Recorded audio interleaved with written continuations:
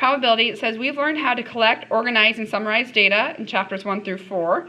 Now we're going to start processing and analyzing it so we can apply it to bigger and better things. So 5.1 is going to be kind of baseline. Not a whole lot of difficulty going on, just a lot of vocab and some general rules about probability. So the very first definition, guys, is probability.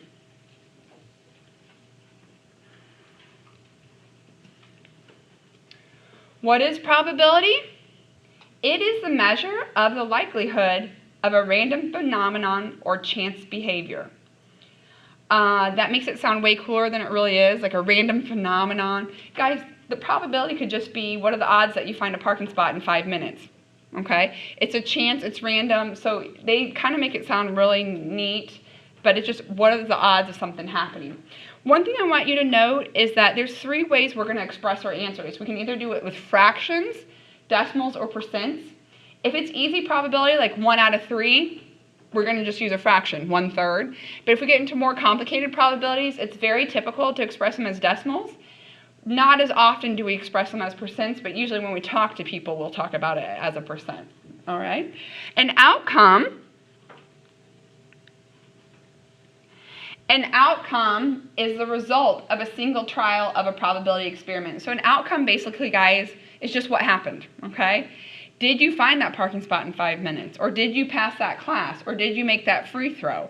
So an outcome is just what happens after you perform this experiment. And again, the experiment makes it sound way more fancy than it really is. So what's the point of this? Why do we have to do this? Because we are going to be able to do short-term results. Like, what is the chance of getting a proportion of 2 out of 3 heads when flipping a coin 3 times? Because we can actually do it. We can flip it. We can figure out the odds. But the whole idea is this whole long-term result, guys. We want to be able to take what we do in class in 5 minutes and apply it to what if we flipped it 1,000 times, 1,000,000 times. So we want to be able to get that long-term result, and that's where that inferential statistics comes from, all right? Let's talk about kind of just starting to get in there. If we really are flipping a coin and the coin's fair, what percent of the time would we get heads or tails? 50%. Is everyone okay with that?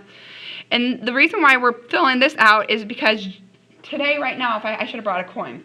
Today, right now, if I flipped a coin and I flipped it 10 times, would I get perfectly 5 heads and 5 tails? No, and that's kind of the whole idea. In short-term results, it's not going to be this perfect 50%, but the whole idea is in long-term, the longer and longer I do it, you see it kind of evening out, and so then that way we can take that 50% and expand it using theory. All right. I forgot my book today. Can I use yours, Missy? Is that okay? Page 229. I just want to show you a figure real quick of what someone got when they did flip a coin. Thank you, ma'am. Sorry. Thank you for always being prepared. So, what they have going on here is a blue line. Can you guys see where that blue line's located? 0.5, 50%. So it's just showing you when you flip your coin, sometimes they'll be here, sometimes they'll be there, and it's kind of high, but what's going to eventually happen is it'll gradually even out, and the further you get from 100 to 1,000 to 1,000,000, it's going to do that flat line. So it's just showing you, again, short-term compared to long-term there. All right, what is this called when we take short-term results but then do it multiple times? That is called the law of large numbers.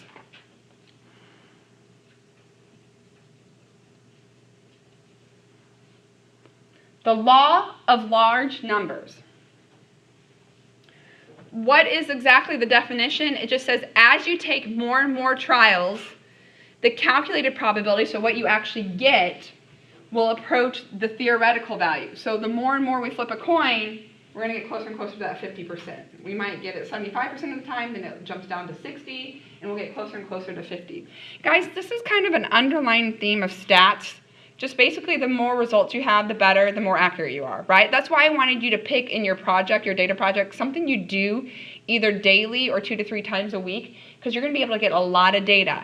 And that data is going to be more practical and more significant than if you just did something weekly and got 15 things. All right, so let's go ahead and jump into the next definition. An experiment is any process with uncertain results that can be repeated. And again, this is not the same experiment that we talked about in chapter 1 where you have to have, a placebo and a control group. It's just, you don't know what's going to happen. You taking this class is technically an experiment, because does anybody know what grade they're going to get in this class? No, I mean, you can guess, but it's uncertain. It's a chance. And so these experiments aren't the calculated stuff. It's just you not knowing the results of what's going to happen. A sample space is denoted with a big capital S. What the sample space is, it's everything that can happen when you perform your experiment. So let's use the example that taking this class is an experiment. The sample space would consist of everything that you could receive as a grade. So what would the sample space consist of? A, B, C, D, F, and a withdrawal, right? Because you're either going to get one of those grades or you're going to get that withdrawal because you decide to disappear. Is it what happens? No, it's just everything that could happen. It's the possible outcomes. All right, so the sample space is all the possible outcomes, what could happen. An event is both the fill in the blanks down here, guys.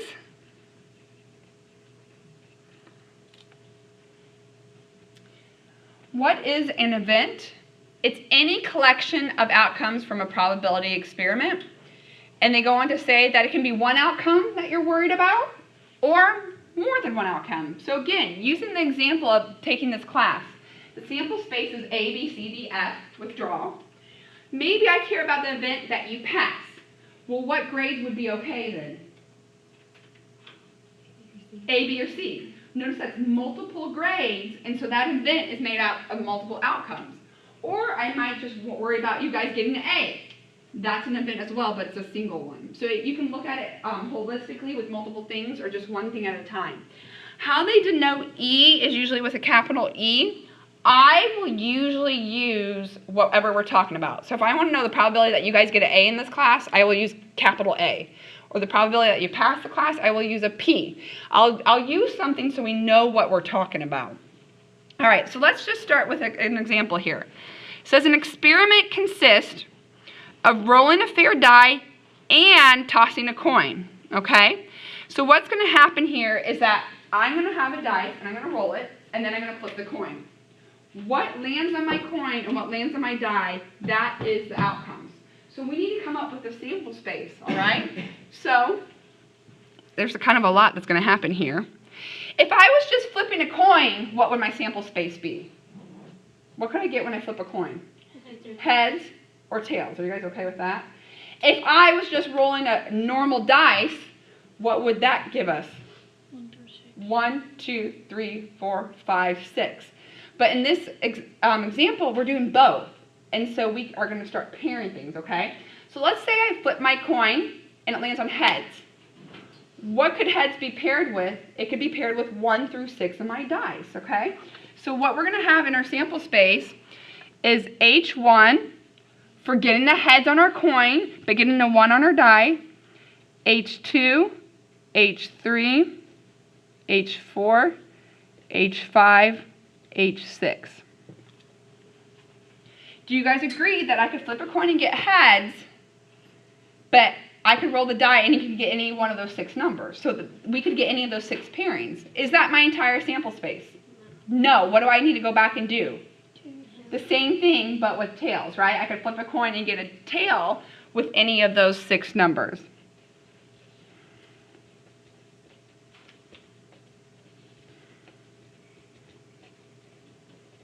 So this is what I'm talking about. I don't call it E1, E2, E3. I call it so we know what we're talking about.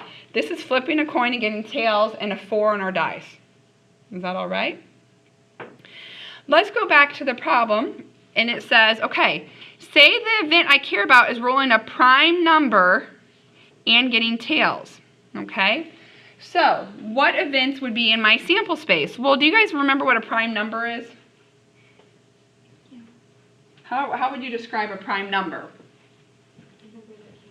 A number that can't be broken down, right? So 1 technically is out of the running because technically the definition of a prime number is that it has 2 factors, 1 in itself. 1 doesn't have 2 factors, it just has 1, right? So a prime number is any number that just has 2 factors, 1 in itself. So out of 1 through 6, which ones are prime? 2, 3, and 5. 2, 3, and 5, right? 2 is the only prime even number, because every other even number is divisible by 2, okay? So 2, 3, and 5 would qualify for the prime part, but I don't care about just getting a prime. What else do I care about? Tossing tails. So what events do I really care about in my sample space? T2, T3, T5. You guys agree with that? Sorry, my squigglies are kind of scary. I don't know how to do squiggly brackets. All right. Now if it said prime or tossing tails, we would have all the primes, 2, 3, 5, heads included, and then all the tails. But it says and, right? It needs to qualify both. So here is our primes and our tails. So we have our sample space and our event, okay? We will talk about why this is important to know the sample space and event when we start talking about probability, okay? Go ahead and flip the page over. These rules that we learn right now are going to be consistent throughout Chapter 5 as well as Chapter 6, as well as Chapter 7, 8, 9, and 10, okay? So when it comes to probability, there's 2 main rules, all right? The first rule is the probability of any specific event. First of all, notice how they denote it P, okay? So anytime we talk about probability, we'll have P parentheses of whatever we're talking about. So if I want to know the probability of getting tails, I'd have P parentheses T. If I wanted the probability of getting an A, I'd have P parentheses A. So that P denotes the probability of, okay? What do we care about? It must be greater than or equal to 0 and less than or equal to 1. How do we write that as an inequality? 0 is less than or equal to the probability of our event that we're talking about is less than or equal to 1. Remember the words inclusive? The probability of any event are between 0 and 1 inclusive. If an event is impossible, it cannot happen at all, what would its probability be? 0, right? There's no chance that it's going to happen. So what is that probability? 0 there, okay? If an event is a certainty, that means it's going to happen for sure. What's the only probability that gives you a for sure probability? 1, okay? How often do these occur? Not very often, okay? If I told you guys that the chance of you passing this class was negative 15%, how would you feel? That doesn't even make sense, right? So notice we can't use negative 15%, okay? So no negatives. If I said you have the chance of you passing this class is 110%, that would feel great, but that's not possible, okay? So think of these as percents between 0 and 100%. Impossible. When can that happen? Say I'm rolling a normal die, and I want to know the probability of rolling a number greater than 7. What does a normal die have on it? 1 through 6, right? So can I get a number greater than 7? No. So that's called an impossible event, and it would be 0. I used to joke, what's the probability that the Cubs win the World Series? But then they won, so I can't use that joke anymore. So certainty, what's the probability that I roll a die and I get a number less than 7? It's going to happen. Every single number is less than 7. And so that would be a certainty, all right? But most of the time, our probabilities are going to fall between 0 and 1. They're going to be some kind of decimal fraction, or we might change them into a percent, okay? So rule number 1, no negatives and nothing greater than 1 or 100%. Rule number 2, the sum of the probabilities must equal 1 exactly. That is, if you have all your sample space, and you call all your little events E1, E2, E3, if we take their probabilities and we add those little probabilities up, their probabilities must equal 1.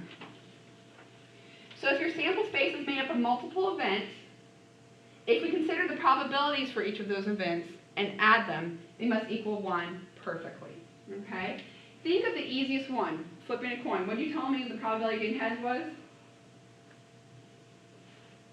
The probability of getting heads? 50%. What's the probability of getting tails? 50%. Aren't those the only 2 things you can get when you flip a coin? Yeah, what do you get when you add 50 plus 50? 100%, right? Think about rolling a die. What's the chance that you roll any one of those numbers? 1 out of 6, right? But what happens when you add 1 out of 6 up 6 times? You get 6 out of 6, or 1, okay? So your first couple homework problems are not bad. They're just going to throw something at you and say, hey, could this be a real probability scenario? And you say, there's a negative probability there. Or no, I sum them up and it's less than 1. So these hold true. We're going to talk about them again in chapter 1, or chapter 1, we're not going backwards. Chapter 6, and then you'll see it repeatedly throughout the rest of the course. All right? What is a probability model? A probability model is almost like a frequency distribution. If you remember frequency distributions from chapter 3, or 2, I guess technically, they listed what you cared about and they listed the frequency. The probability model is the exact same kind of idea. It lists the outcomes with the probabilities, okay? It lists the outcomes with the probabilities. Can I steal 231 from you, okay? So this chart, guys, is pretty interesting. Everything that the book does, I'm so sorry, Missy, that I have to keep stealing this stuff from you. Right here is a probability model, okay? Why is it a probability model? Because this, if you read about it, this is the assortment of M&Ms. Did you guys know, based on M&Ms, customer satisfaction of how appealing it was visually, that's how they came up with how many reds, orange, yellow, green, and blue M&Ms to put in a bag. Isn't that weird that they actually care about that? Okay. So somewhere out there at some point they had these bowls with different proportions of colors, and people were able to say that one looks more visually appealing than that one. Okay. So in a normal bag of M&Ms, these are the colors, brown through green, and these are the probabilities of getting those colors. Okay. What's even more interesting, guys, is these change if you go to peanut M&Ms, peanut butter M&Ms, almond, pretzel. They all have different ratios, which is interesting. And the only thing I can think about that would change that is because they're all different sizes and shapes. So the second they get bigger or rounder or more oval, maybe visually, I don't know. It's crazy that much thought, like I want that job. Like, yes, that bowl looks great and that one doesn't. Make your M&Ms look like that, okay? So at the end of the semester, we are going to be able to say whether this is true or not. I'm going to buy you all a normal sized bag of M&Ms, and we're going to test the claim that 24% of those M&Ms are blue, and we'll be able to do that. I call it calling BS on Mars Inc., okay? So anyways, why is that a probability model? If you look at it, it had all the outcomes you could get in the M&M bag and the corresponding probabilities. If you added up those probabilities, you get 1, and none of those probabilities were between 0 and 1. All right, last thing, guys, real quick, is your last definition before objective 2 is unusual event. Unusual event. What does it mean for something to be unusual? Not normal, right? And that's kind of the exact same thing here. If an event has a very low probability of occurring and it occurs, that would be not normal, right? Like, if I said, guys, there's a 5% chance of rain today, and it rains, wouldn't that be unusual? Okay, because if I saw 5% chance on my radar, I wouldn't think about wearing rain boots or an umbrella, okay? So how does the book define it? It's an event that has a very low probability of occurring. The question is, how low is low enough? 5% or lower, okay? So you're going to want to remember this because you're going to use it throughout the chapter. The probability has to be less than 5% to be unusual. Why am I pointing that out? Because it's a really easy concept, but it gets lost. What do I mean? You guys are going to be, crunching numbers and finding out probabilities, and you're going to be doing all this math. And then out of nowhere on your homework, it's going to be, would this be unusual? And you're like, well, I don't know. Just kind of keep in mind, unusual means not very likely. So the percent's kind of low. If it's lower than 5%, that's your baseline data. Okay, so let's get into actually calculating some of these things. So we're going to learn about 3 types of probabilities today. One is empirical, one is classical, and one is subjective. So the first one is empirical method here, guys, objective 2. The probability of an event E is approximately the number of times event E is observed divided by the number of repetitions of the experiment. So basically, it's just the total on the bottom. I can't spell, total. It's the total on the bottom. So how many times did you flip that coin? And then the number of times of, how do I want to say that? E, but number of times you care about. What do I mean? if I'm flipping a coin 1,000 times, my denominator is going to be 1,000. But if I'm worried about heads, I want to know the number of times I got heads, okay? So it's just that basic, okay? It has the n on the bottom and that frequency on the top. This is basically a relative frequency. This is basically like relative frequency. Remember relative frequency, you would total up how many people you asked, that was your denominator, and then you take each individual thing and divide by that. That's all we're doing, okay? I gave you two really, really easy examples, okay, just so we can do quick math. They're not going to be this perfect and this easy, but say, for example, we wish to determine the proportion of students at Lewis and Clark who have type A blood. First of all, how many of you guys know what kind of blood type you have? Okay. Anybody type A? A lot of us. Type A is one of the more common ones, all right? So is it very practical for us to go ask every single Lewis and Clark student what blood type they have? No. So what we're going to do is we're just going to take a sample, and of that sample, whatever percent have type A blood, we're going to assume the rest of the campus has that percent chance, okay? So we went and took a simple random sample of 100 students, and we said, what blood type are you? What blood type are you? And 29 of those students had type A blood. So we would estimate out of all students at Lewis and Clark, what percent has type A blood? How do you know that? You're right. 29 out of 100. You got it. So this is 29% because how many total people did we ask? 100. And how many had type A blood? 29. And that's why I made it such nice numbers, because it's just easy division there. Does it have to be perfectly 100? We know we might have asked 50, so you do 29 divided by 50, all right? So, do we know that for sure? No, but the whole idea of stats is you take your small data and you infer it to the rest of the population. Meaning, if I went and asked any single person, there's a 29% chance that they have type A blood, okay? Anybody AB? So AB are the greedy ones. Sorry if you're AB. They're the ones that are the universal acceptors, but they can only donate to other AB people. So say 3 of our students had type A blood, then what percent of Lewis and Clark have type AB blood? 3%. Why? Because again, we asked 100 people, and 3 of them had type AB. Okay, so this is what they'll do. They'll give you like a frequency distribution. They'll give you a chart with numbers, real life data that they collected. And then they'll ask specifically, okay, what's the probability that, actually guys, remember how I told you the book's like really Debbie Downer? It is. Be forewarned, it's going to be talking about death, handguns, and like murder weapons, all kinds of great things going on, okay? So I know specifically one problem is murder weapons. So how many people were murdered with a gun? That's a question. So you add up all the different murders, that would be your denominator, and then you go to the category that had handgun or whatever, and that would be your numerator, okay? So again, fair warning that you might want some uppers during this, because these are going to be Debbie Downer problems, okay? What they're going to ask after you have these questions is you're going to be in a role, you're going to answer all these questions, and then they'll throw this question at you. Would asking someone, and they said, yes, I have AB blood, would that be considered unusual? It would be. Why? Because what was the percent chance that they had? 3%. That's not very likely. We have a 3% chance of asking someone who had AB blood, and we asked them, and they had it. So this would be called an unusual event.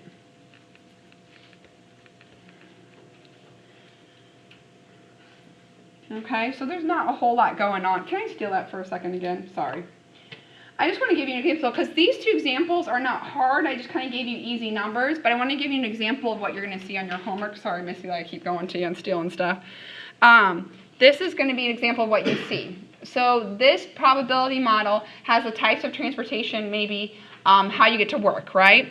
And this is the total number of people they asked. So what would you have to do? You'd have to total these first to get your denominator, and then I say, okay, what's the probability that they walk to work? Then you would do 5 divided by that total, okay? Or I might say walk to work or carpool, and then you'd add carpool and walk to get 27 as your numerator there. Do you guys see that?